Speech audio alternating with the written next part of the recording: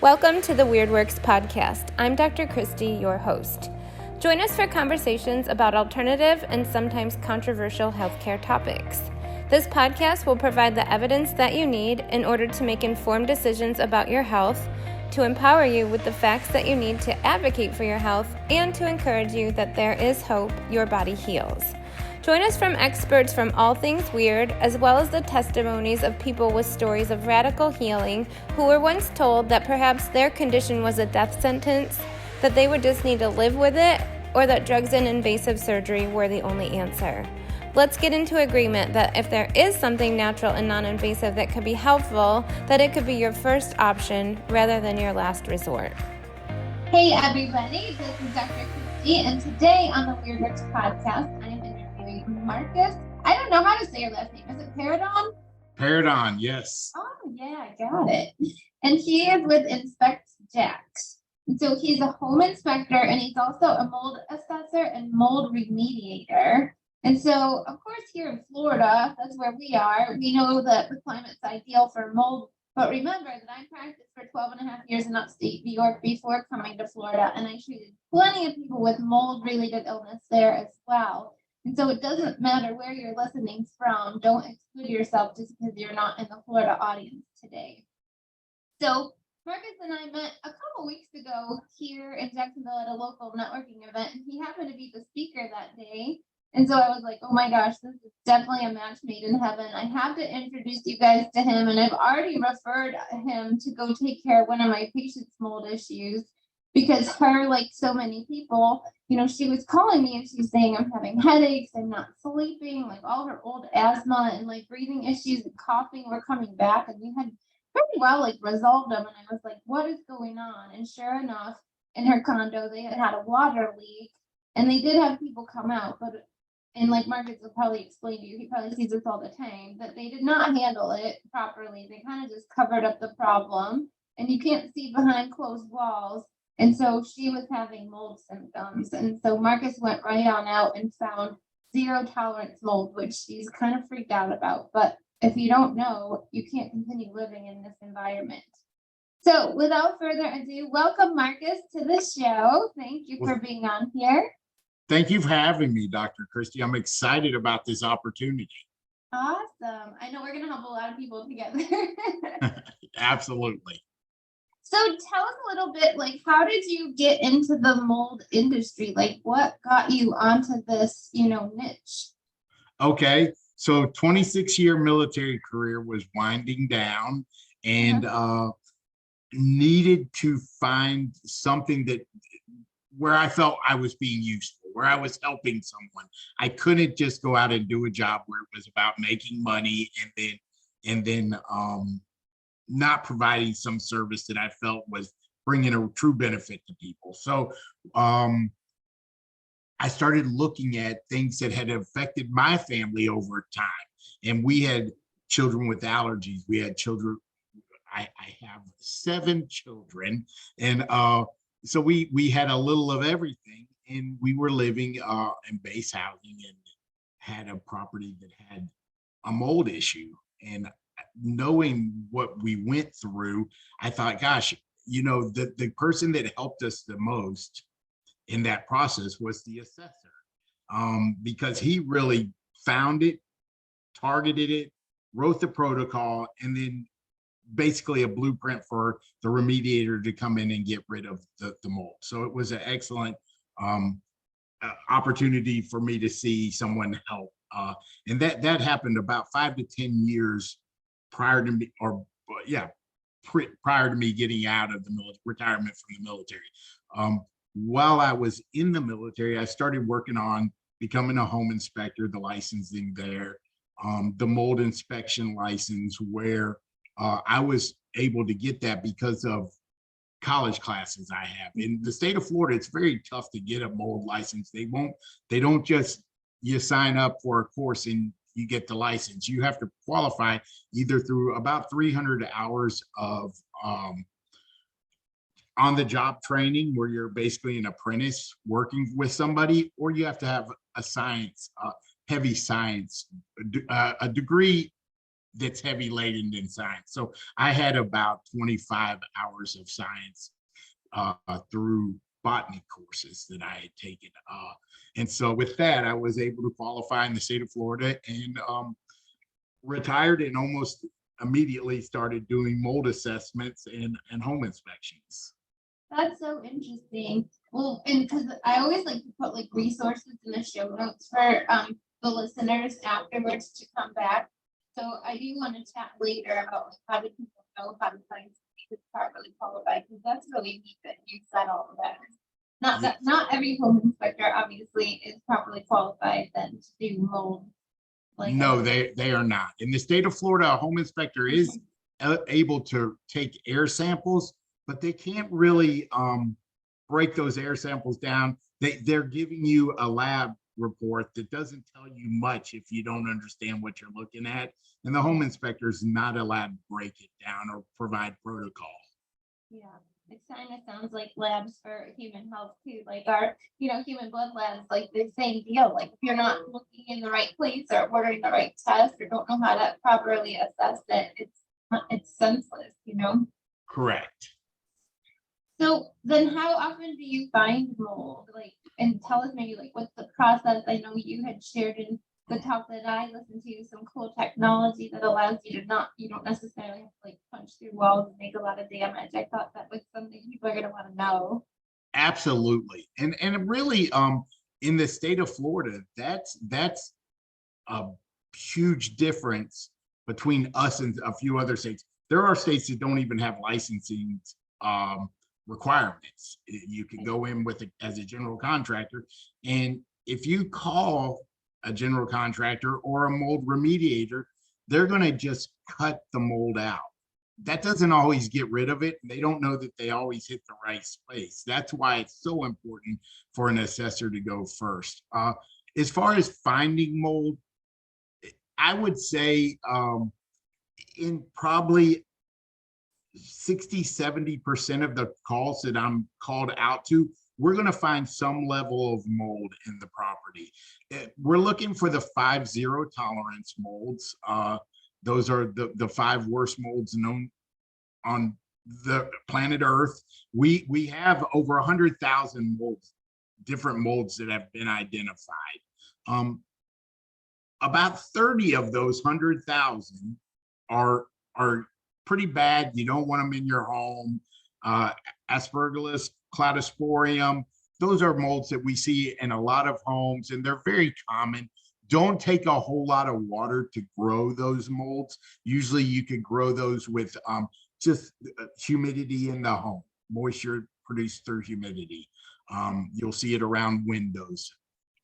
With the worst molds, those 5-0, the 30 are bad. These 5 are 0 tolerance, meaning if there's one mold spore in the home, we can't make you remediate, but we can tell you you're going to be quite sick if you don't. There's a chance you'll be quite sick. And we highly recommend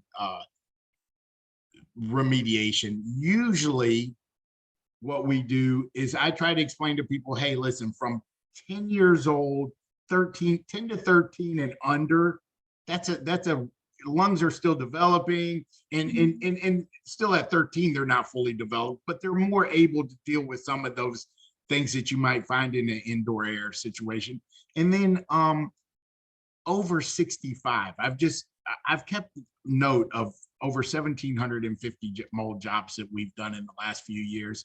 And what I've done is I've tried to write a little paragraph that kind of tells me what I'm seeing over and over and over. And what I've seen is over 70, 65 to 70, under 13. Usually if there's someone living in the indoor air in that environment, they're not going to do well with this at all. They're going to show that fatigue quicker than usually someone else would. They're just going to, and then anybody that's immune deficient, you got anything else going on, cancer, HIV, anything where there would be immune deficiency, a cold, the mold spores just really attack that person. On talking about attacking, I've also in 1,750 over 1,750 customers.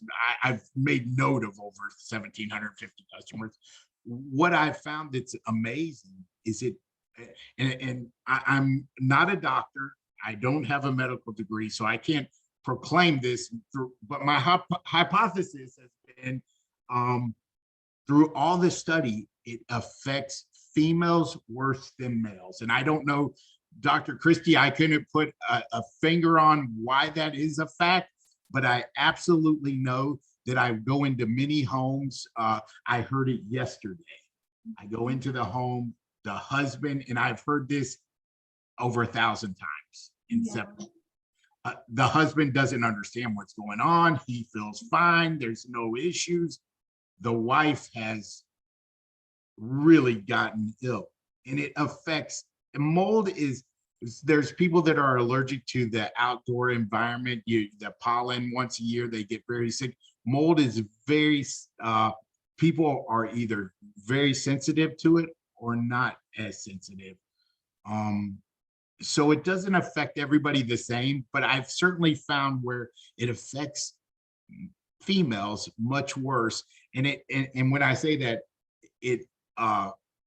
female reproductive organs are affected differently. They've told me their cycles have been off. Their thyroid gland, I note they note fatigue. Often that's one of them that I hear. You know, they were very active and all of a sudden they've moved into this new indoor environment, this new home, and now they just don't feel right. And so I have been able to just kind of put together that, it's for whatever reason, it absolutely affects them negatively. I've seen the same thing because we see husbands and wives, and it's interesting too anyway, because 80 to 90% of patients, regardless of what specialty, tend to be female. And this is the funny month with Father's Day coming up. I do my little spoof on like why men don't go to doctors, but I think you're right. I think it's more than just like the men aren't complaining about it, that it does affect women more than men. And it was interesting, like some of the things that you listed probably are not conditions that people are associating with mold or something like something that they are breathing into the environment. So that's important for people to recognize that, like, it's oftentimes these medical mystery conditions that like they might go seek help from a doctor and not get an awesome answer. The doctors don't know where it's coming from. Their traditional lab testing isn't showing anything, but the person clearly knows what it was like to feel well and obviously is not experiencing that same level of overall health and well-being.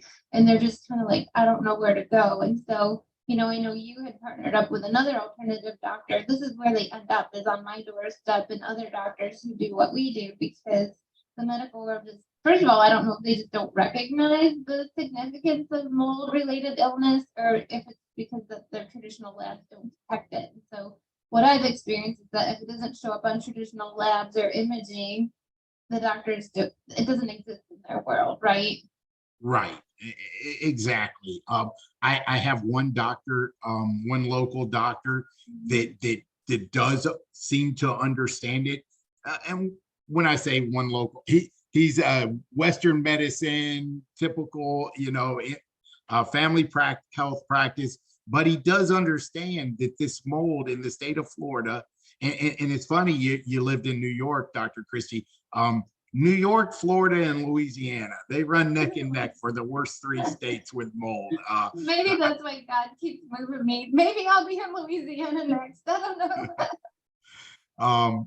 But one of my local doctors, he understands. But what I can't get him to understand is he could prescribe a great protocol, and he does. And very similar to the other doctor, the holistic doctor that I work closely with, much like yourself, and he can prescribe a great protocol. But what I can't get him to understand is if we don't take care of it at the home, you will only get them well. Mold spores don't travel in hundreds, they travel in millions. Yeah. So we have to stop the mold spores and the home circulating through an HVAC system, a air conditioning system that's just sending spores everywhere. And so you have to identify and then remediate um, and then test again to ensure that you've remediated everything from the area. We had one patient that there's a case that kind of stands out in my mind. They literally ended up selling the home because they tried to do the remediate. They found the source of it.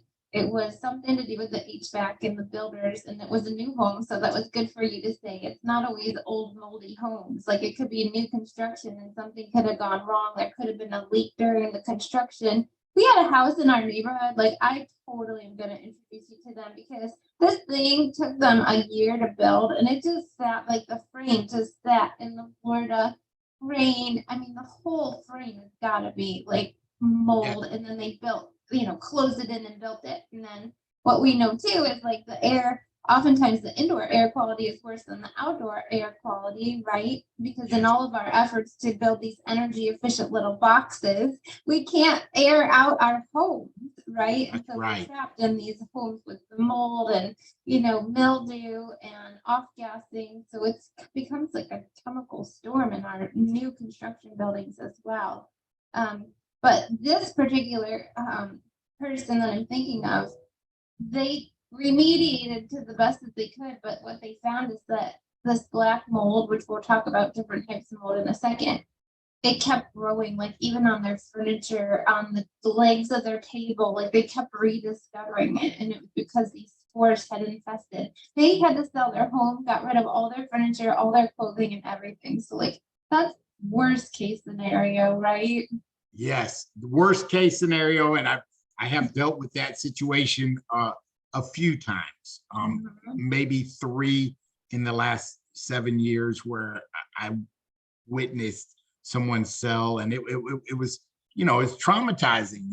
You're selling because you just could not get it remediated. The area, just they couldn't fix it. And I do think that I don't blame engineers. Engineers are wonderful people, but I think sometime in the engineering phase of design, I have seen them oversize an AC unit. And maybe it wasn't the engineer, maybe the AC company wanted to sell an extra ton of AC that week to make a quota. I don't know how it happens, but there's plenty of times where I've seen an AC unit that's too large, and now they're putting way too much moisture in the air because you're not getting a proper cycle on the AC.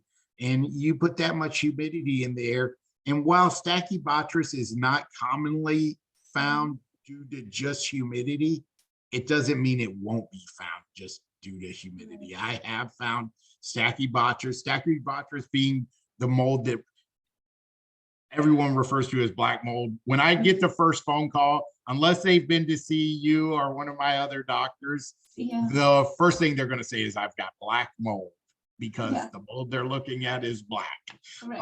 But oftentimes I get there and it's not. It's another form of mold. My most recent big, I ended up doing performing 3 tests. After the second test, I said, the next one's on me. Let's figure this out. Could not figure out why we were getting 0 mold in the home. The lady worked from home, spent all of her time at home, felt like the mold had to be somewhere that I was just wasn't seeing. I test her back porch where she sits, and there's a wildlife refuge a preserve directly behind her home. She can't get away from the preserve. She sits out there every morning and has coffee. Every afternoon, she watches the deer walk through. The mold was so high. She opens her windows, and I'm not saying don't open your windows, but just know that precautions have to be made when you live in that type of environment. All of the mold was being provided from outside in, and inside should be our refuge. It should be the place we go to kind of purge and get that fresh air, and it wasn't for her.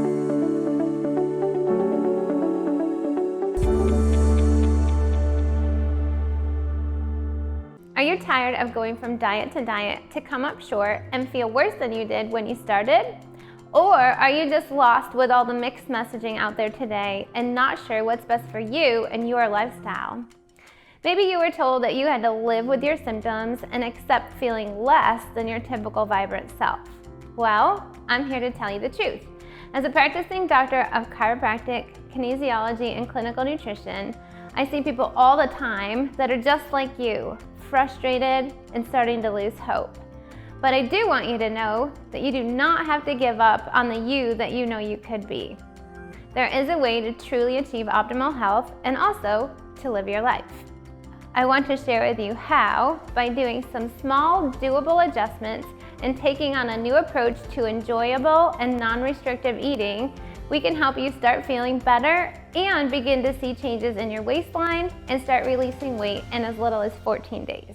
Got it. Interesting. So I was just thinking, I didn't even have some questions, but of course, like people probably call you because they suspect there's a problem or they're not feeling good or they know there was water damage. But is there anything that could be done? We're very in our medicine and with our health and patients, we try to be proactive and as preventative as possible. So could some of these tests, air quality tests, be done on a preventative measure on a regular? What do you recommend? Yes, it can. We do a lot of the so if we write protocol, that kind of goes into another category, but we do air sampling for many people that just want to know, number one, is there anything here? And when we do that, we're not going to just do the air sampling. We are going to go and look at what are the humidity levels. We're going to look at, is there a carbon dioxide issue in the home? We're going to look at a lot of indoor air VOCs. I'm going to look at everything I can to try to make sure that they're moving into the most the cleanest air that could be provided. And I'm going to make recommendation on how to improve even good air quality. How do we make it better?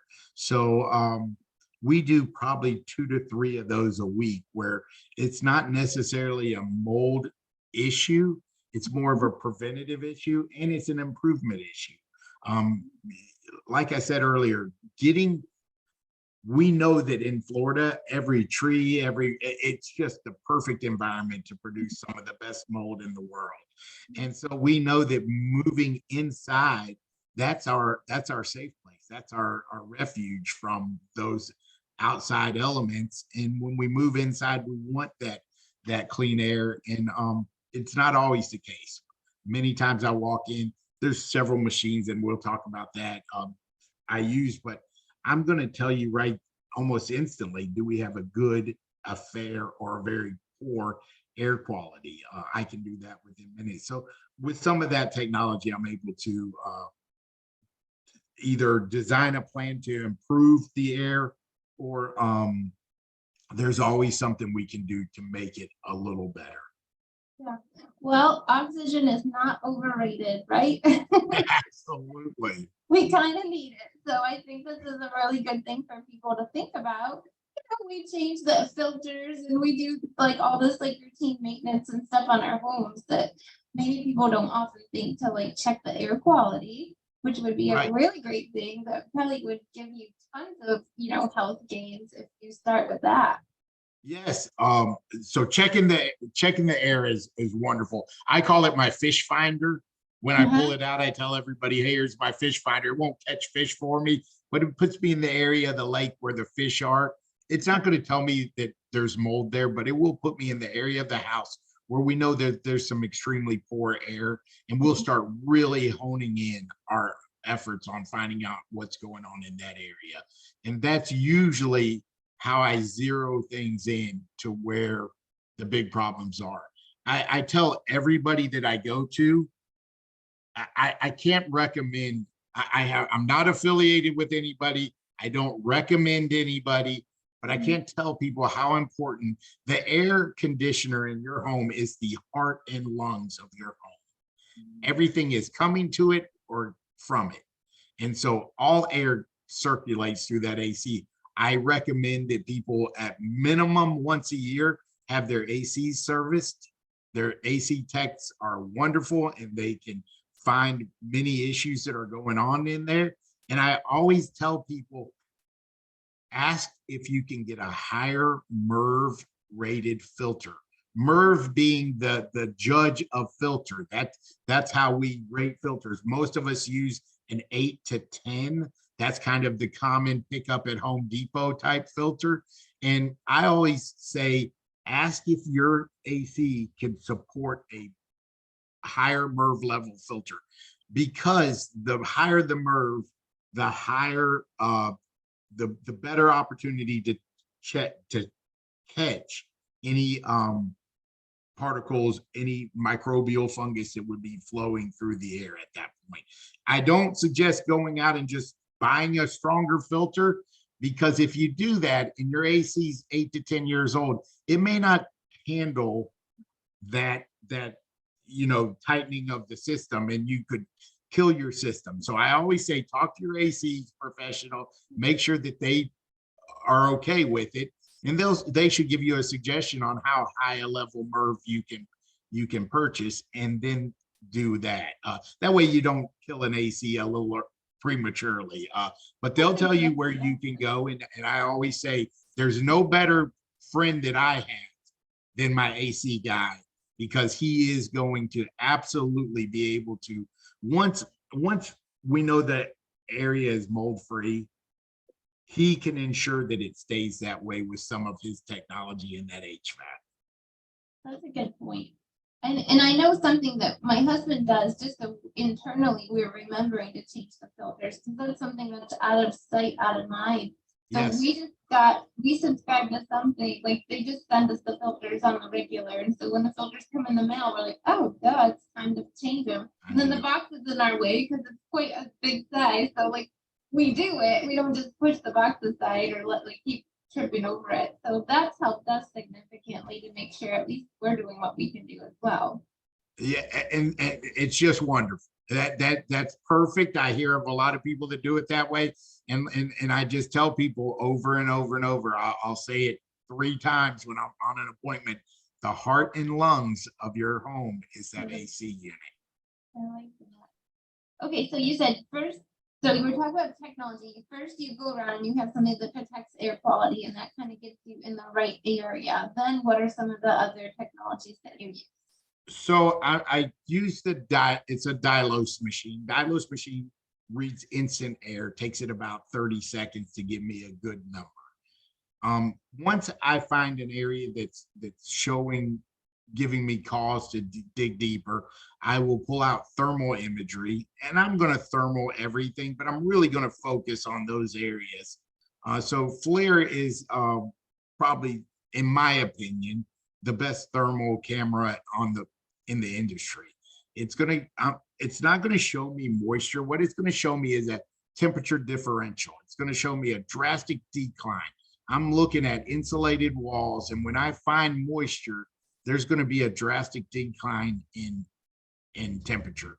Or if I'm seeing an area where there's no insulation in a wall, it's going to be nice and bright red for me, and I'm going to know, hey, we've got an insulation issue, and that could be causing condensation to grow on this wall because we're insulated on both sides and not well here.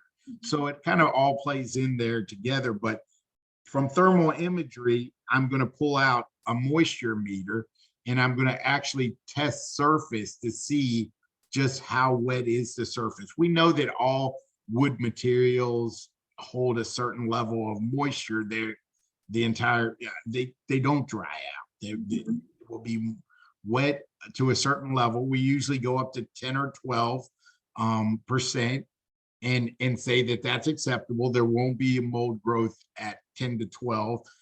But once we go over 18% moisture, then my moisture meter is going to start sounding off really good for me. And I'm going to know that we have enough moisture in that wall to grow mold. Then in that area, that's where I'm going to run my air sample. I'm going to run an air sample there. I'm going to look for microbial growth if I can find any microbial growth. And the air samples run on a zircon machine. Zircon's going to pull about anywhere from 75 to 150 milliliters of air per minute. And I'm going to run that machine for 5 minutes, pull it over it about 500 to 700 milliliters of air. It's going to capture it in an aerosol capsule that's got basically a double-sided piece of the best tape you've ever seen. My wife would love that at Christmas. And it's going to catch those spores on that double-sided tape. I'm going to send the air samples to a lab in Orlando. Every assessor in Jacksonville right now. We lost our lab at the beginning of COVID. They shut down. Nobody wanted to work in a lab, and understandably, it was a very trying time. And so we lost the lab, and so we either have to ship to Atlanta, Miami, Tampa, or Orlando. I chose to Orlando, had great success with them. They send me my results back within 24 hours. I overnight that at no cost to the customer. We didn't raise rates when we found that we were going to have to overnight, but I overnight them down there, and we get the results back in about 24 hours, usually, after they grow it in a Petri dish and tell us exactly what kind of mold spores we found. So that's the zircon air machine that's going to pull that air. And the swab is a microbial swab. If I find growth, I'm going to swab it. We send all that down to the lab to get the results. The results are going to dictate to us how aggressive we need to be with remediation protocol.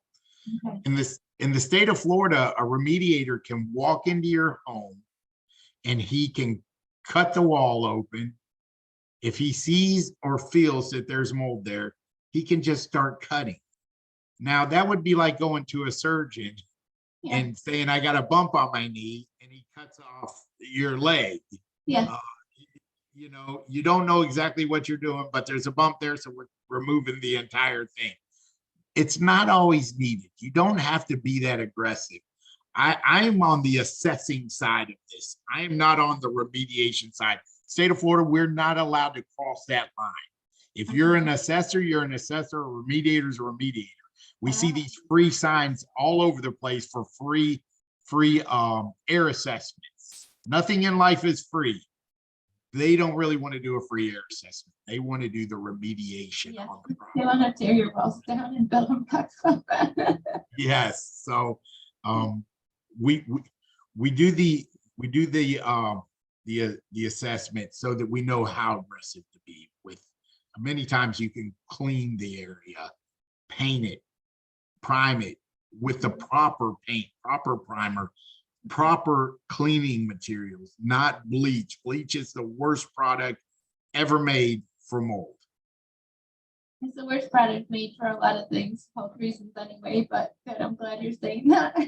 Yeah, well, what bleach does, we know that good and bad is good and evil have existed forever, and we know that. And so you need the good microbial fungus to keep the bad at bay. Many times people will clean a spot in their shower, and they're like 4 days later, it came back, and instead of being 2 inches long, it's now 7 inches long. And I don't understand why. Well, there's no good fungus there to keep that bad at bay, and it's much harder to kill the bad fungus. The good is easily destroyed. So they knock out the good fungus, and then the bad goes crazy and it'll grow. And that's why bleach stays in business, because they know you'll have to come back and get more of it. Well, it sounds just like antibiotic resistance and killing your gut flora. Yes. Same deal. When people have a dysbiosis in the gut, it's because through diet, medications, and recurring antibiotic use, same deal. They killed all the good microbes and the bad, and now they have zero resistance, and they can't digest, and they can't have an immune system, and it affects their mood, and it just creates a bigger issue. So sounds like the same exact thing. And it's so good that you're saying that, because I think our audience understands it as far as antibiotic resistance. But if you're using these super, disinfectants in your home, you're creating the same thing. So in your effort to like sterilize and sanitize everything to create a safe space, you're in fact making it worse, right? Without a doubt. And spending twice as much money as you need to. I tell people, buy yourself a $2.99 spray bottle from Home Depot, fill it up with hydrogen peroxide. It's already diluted to the right consistency. Straight hydrogen peroxide into that spray bottle. You get out of the shower, you turn around, you spray it. That same sizzle you hear on a wound, when you put hydrogen peroxide, you'll hear going on in the shower, and that's it doing its job. Every good remediation company that does this uses a hydrogen peroxide based product to clean. And so you can do a little bit of mitigating with just a bottle and some hydrogen peroxide around the shower. That's so good though. That was during COVID in our office, because we didn't want to create more chemical sensitivities. Patients already come in with high sensitivity levels, but of course we had to sanitize everything because of COVID.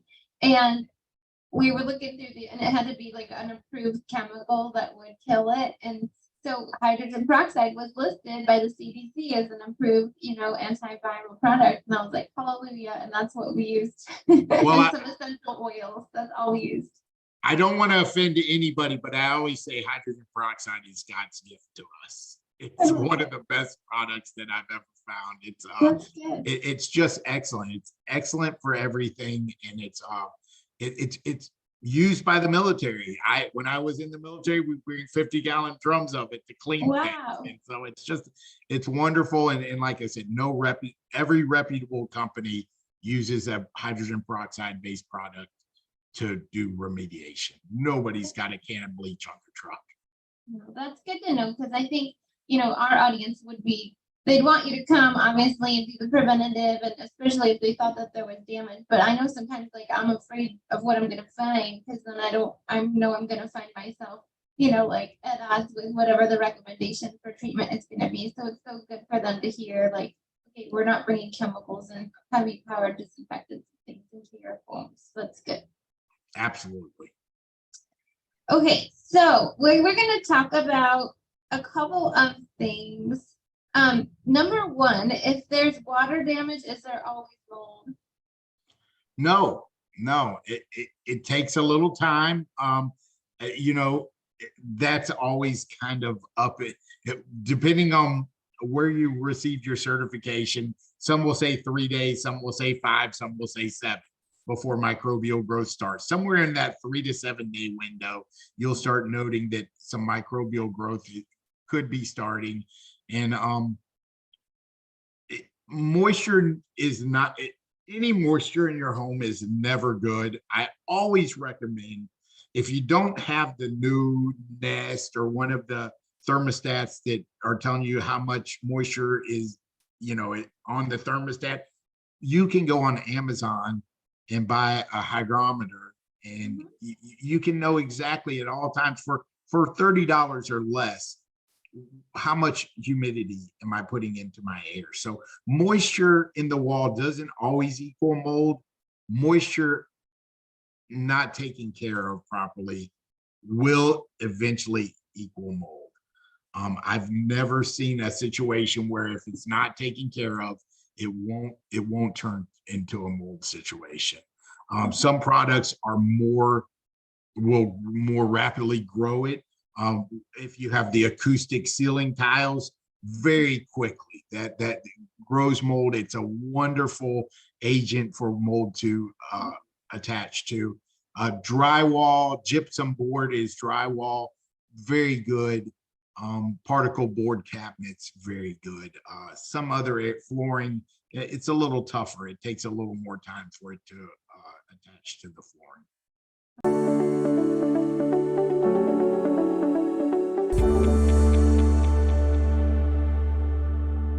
Americans spend $33 billion every single year on diets and weight loss products, and yet diets have a 95% failure rate. These statistics and my 18 plus years experience as a practicing doctor show me the real dangers of a cookie cutter approach to health, and that truthfully, diets don't work. This is why I created the 90-10 lifestyle, for the people like you and me, busy and not willing to settle for less when it comes to our health and wellness. This program isn't just about feeling fantastic and or losing weight for good. It's a roadmap to upgrading your body and mind from the inside out, while simultaneously suppressing the inflammation and suppressing the guilt that often comes with a high stress, high expectations, and high performance. The number one reason the 90-10 lifestyle is so effective and easy to maintain is that it gives you back your willpower instead of forcing it. Okay. What is the recommended humidity level in the home? At 50. If Okay. you go under 40, then what I've heard is people nosebleeds, you've dried out the air too much. Yeah, then you're talking Go about over Colorado. Right. Now, well, that was the recommendation my doctor gave me because I was having a heck of a time. He said, Yeah. you got to go to Colorado.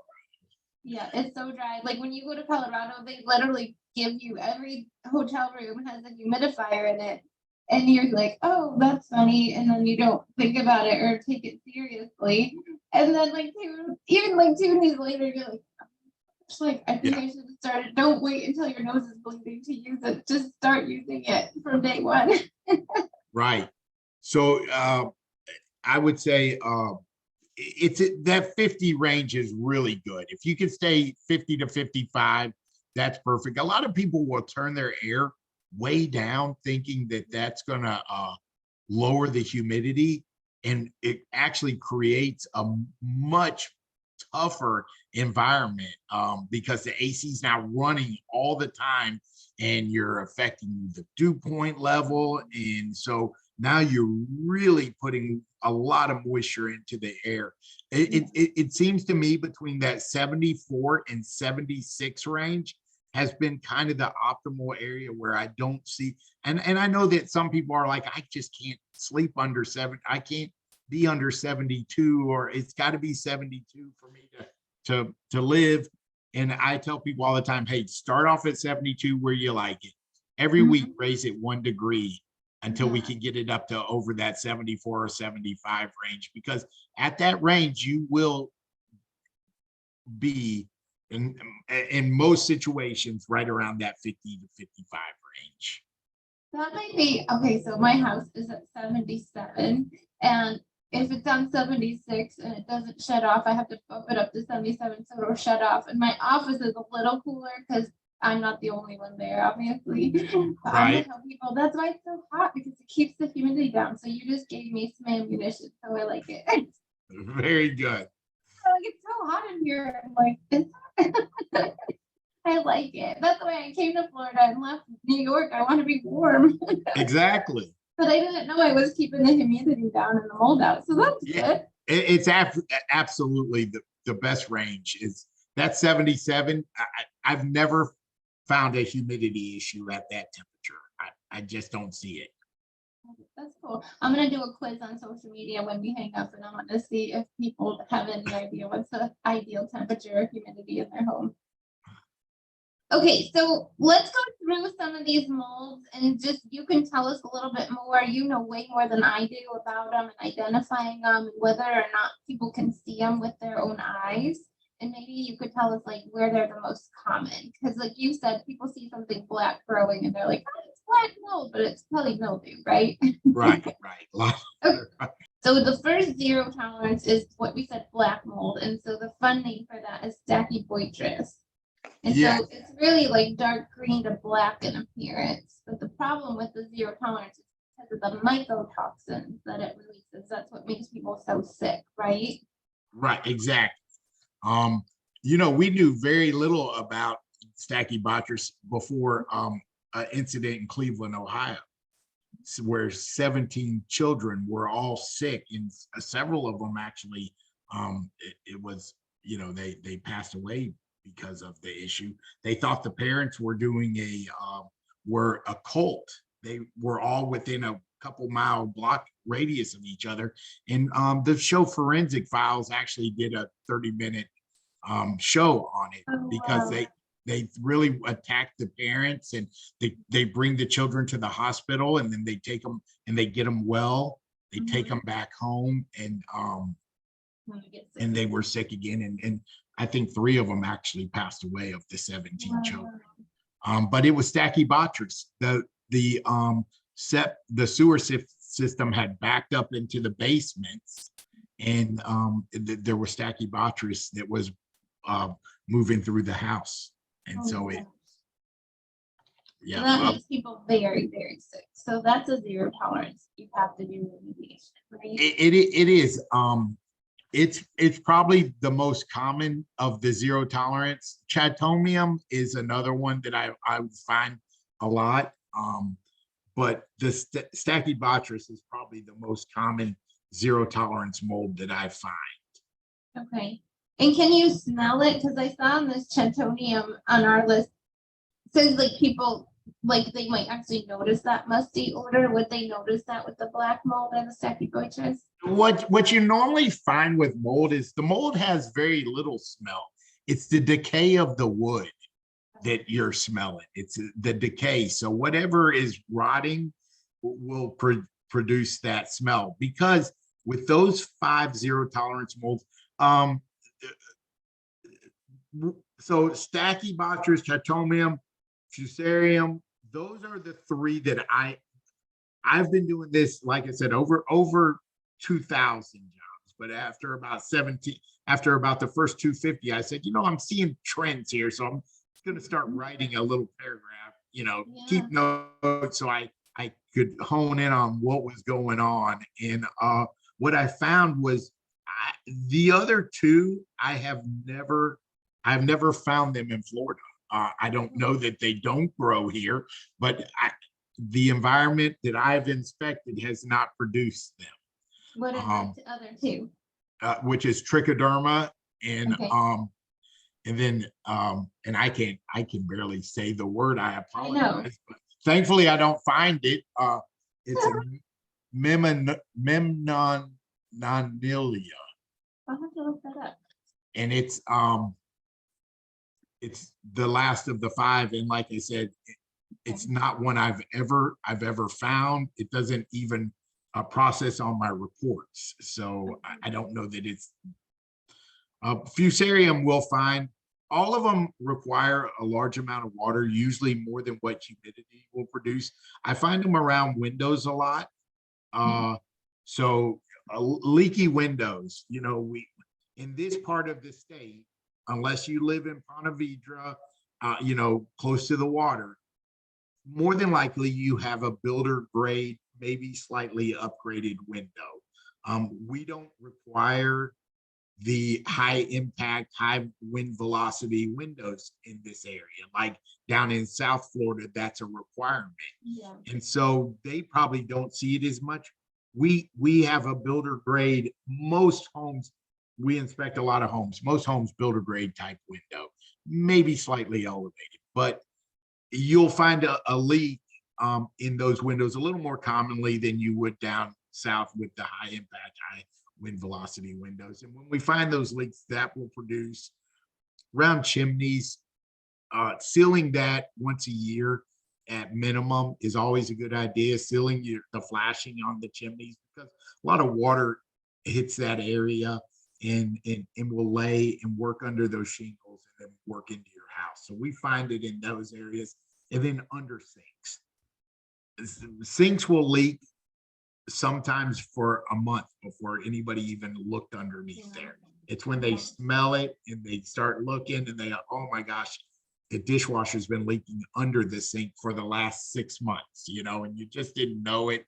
All of a sudden it's a bad smell. And that probably the most common spot I find is under a sink. And then roof leaks. That would be, under sinks, roof leaks run close together, but the roof leaks, most of us drive our car until the tires are in bad shape and go get new ones. Most of us leave the roof on our house until someone, an insurance company or someone says, hey, Mhm. changed.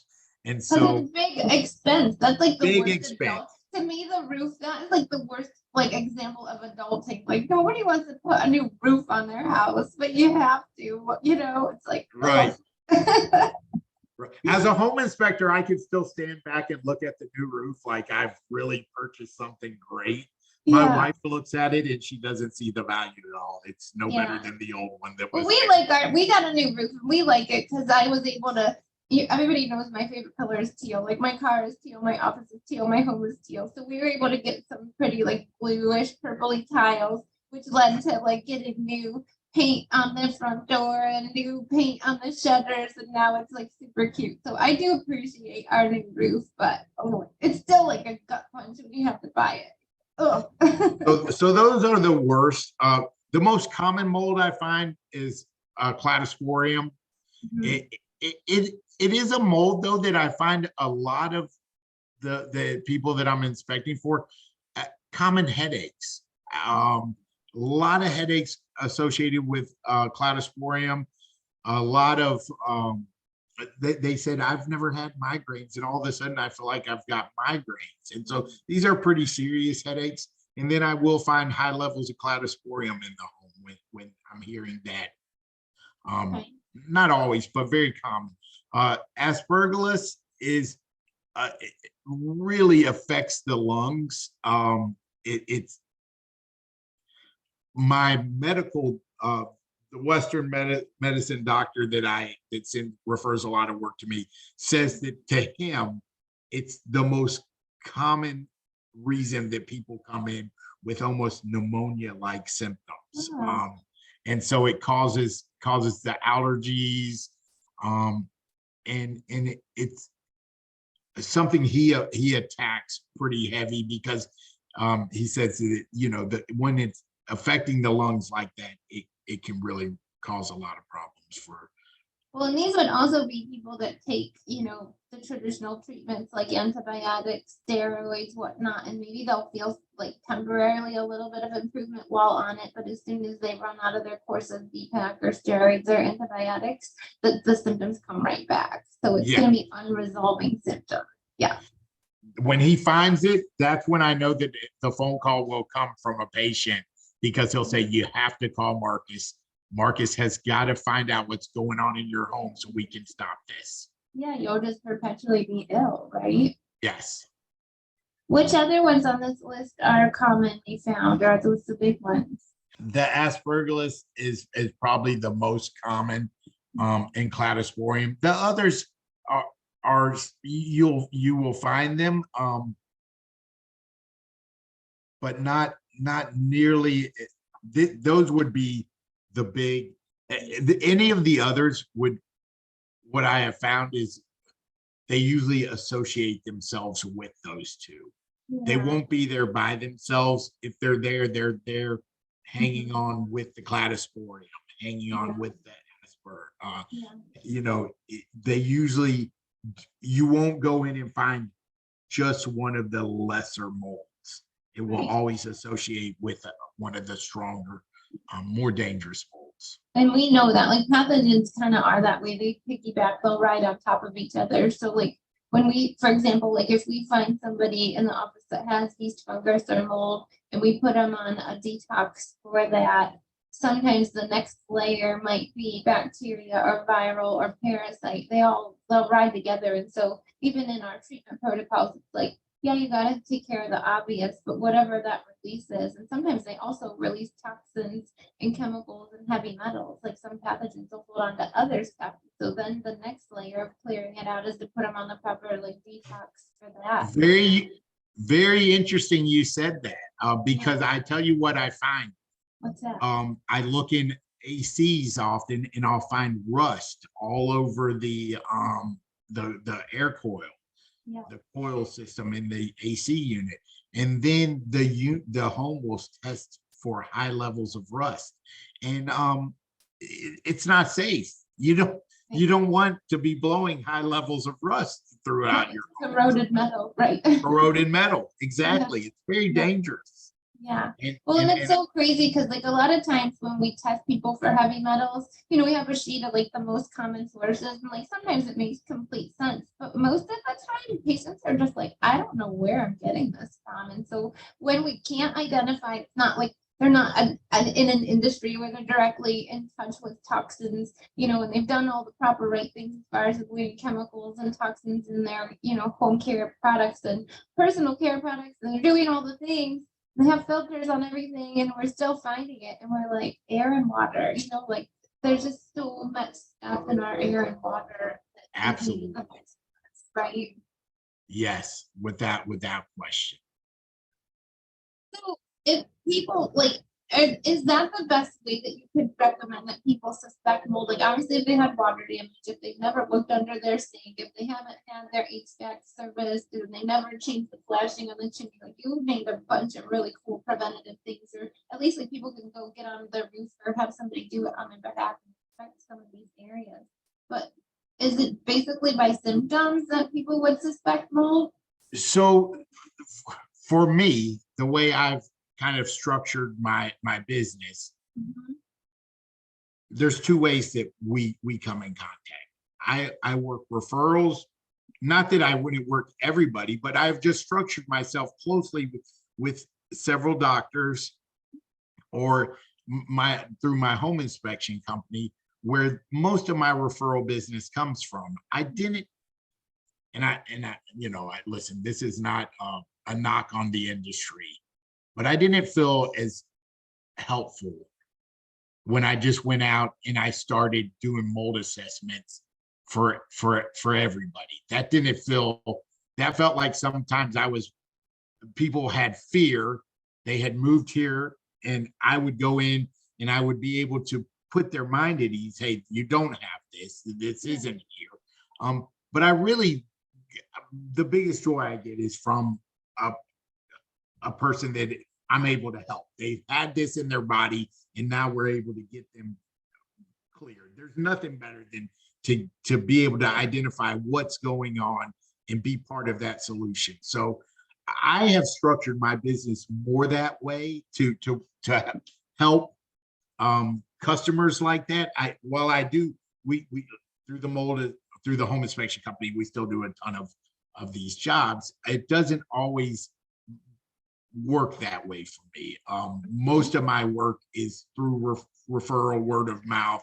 Marcus is going to come in and find what's going on.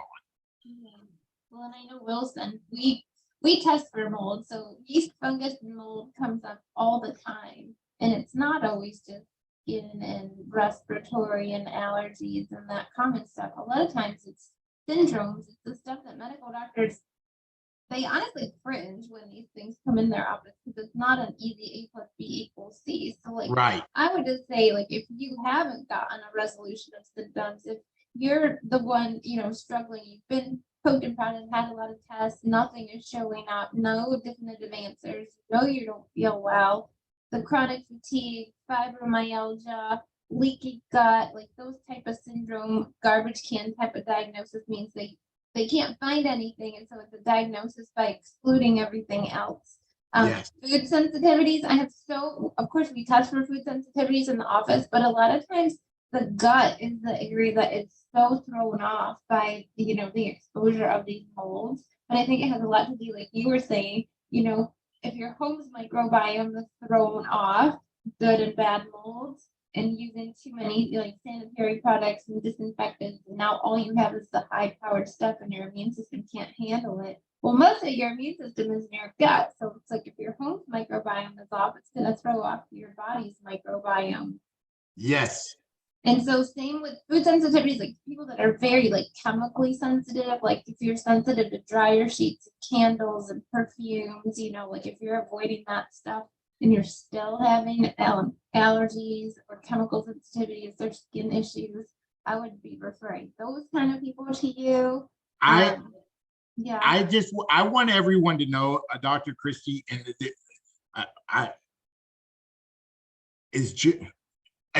we're not all created equal when it comes to this mold assessment.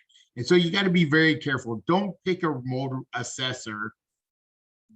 Don't Google and go with the first mold assessor that shows up, because there is a real fear around mold, and there should be, because we want to get it out of our homes.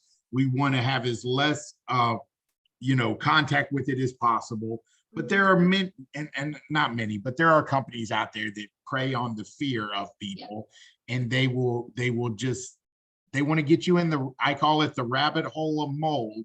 And once you get in the rabbit hole, you're chasing this forever until you either sell your house and start over, and so what you need to do is ensure that the remediator that you're using is a trusted, licensed remediator, or the assessor, my apology. The assessor you're using is a trusted, licensed assessor, not in the remediation world. The remediation world is where the big money is. The insurance companies often cover mold up to about $10,000. And unfortunately, there's many companies that the bill's going to be $9,984 for every job. And I hate seeing that. I have assessors, I have remediators. I always refer 3, and those 3 produce invoices all the time that are $1,100 or $800. They're not $9,984. And so it's one of the, it's probably the one area that I say be very careful, because a home inspection company is a home inspection company, and most of them are doing great jobs, and the price is the price, and we're all very similar. In the mold world, they want to get to that remediation. And so pick an assessor that, number one, you can see those 200 to 300 5-star reviews, and you know that you're dealing with somebody that's reputable and knowledgeable in the industry, because it's just the one thing I hate to see it. I go into many people's homes, and I'm the second one that's been there, and the first guy, it didn't always work out the way we would hope it would. And so just be careful and protect yourself in this mold industry, because we're not all created equal. Well, and a lot of times, like, not only is there the fear, but like you're not feeling well. So like these people that are brain fog and chronic pain and not sleeping and having mood disturbance, like not always the best to be able to advocate for themselves or think clearly or weed through a lot of like super technical data that's being given to them. Right. And you'll do anything at that point to feel better. And so, it's preying on the weak, and we just won't do that at Inspects Jax. It's not how, like I said, I retired from the Army. I do this because I absolutely love doing it. I get excited every day when I get to go to work and help people. That's exactly what I want to do. I love it. Well, that's why you're on the Weird Works podcast today, because you're a fellow weirdo just because you get so excited about something like mold. My wife says it all the time. She said, I don't know how you smile and you go and work in some of the darkest, dirtiest environments that there are. And I'm like, I love seeing it. I love knowing that I'm going to be able to help. I hear you. I know people think I'm weird because we talk about poop all the time. So like we all have our thing, Marcus. That's right. We all have our thing. You've been awesome. This has been such a wealth of information. I know I learned a ton from you. I always do every time I hear you talk. We'll put your contact info. So if you are lucky enough to be in, and how far do you travel? Like in Jacksonville, and where else do you work? Every county that touches Jacksonville, I will go to. Awesome. Plus, I will travel to Flagler, down St. Augustine and Palm Coast, which St. Augustine is St. John. So any county that touches Duval County, I service, and I have gone as far as Lake City when somebody needed me, and I've gone to Palm Coast multiple times. So that's probably about the extent. If not, I know somebody in the Orlando area. I know many very qualified, reputable inspectors, and if you need an assessor to help you with mold, I'm always able to at least point you in the right direction. No, that's awesome. So we'll put all his contact there on Instagram, Facebook, Twitter. Once again, it's called Inspect Jax. We'll put all it so that you can get a hold of Marcus and his team. And any final comments? Well, first off, I feel so fortunate. You are certainly somebody in the industry. I heard about you probably 3 months ago through Katie, and I've been so grateful and excited to get to work with one of your patients and know that we'll do many more jobs in the future. And I just so happy to be here and get this opportunity today. So thank you, and thanks everybody for listening. I hope you're as excited about mold as I am. Well, if you're not, you'll get excited knowing that there's a solution and somebody who's super qualified to help, so passionate. So thank you. You know, God puts us on the planet for all sorts of different reasons. If you find your purpose in this unexpected reason. So Marcus belongs in the mold industry, that's for sure. You're where you're supposed to be. Yes, ma'am, for sure. So thank you all for listening. Again, this has been another episode of the Weird Works podcast. And until next time, and in good health naturally, I'm Dr. Christy Harbell signing off. Your health and how you feel on a daily basis directly impact your mental, emotional, and spiritual health. We will help you reprogram your way of thinking and be on a plan that works for your body instead of against it. It is time to rewrite the false belief that health abnormalities are normal and that it just is what it is. You do not have to live with feeling less than 100%. We invite you to take a serious look at how you feel on a day-to-day basis. Is what you're doing working? Do you want to learn how to live a more holistic life that's still enjoyable and fun? The 90-10 lifestyle can be the bridge from subpar results to the vibrant and abundant lifestyle that you've been looking for. So click the link by this video so you can get started today. We truly know that this program can change your life. We'll see you on the inside.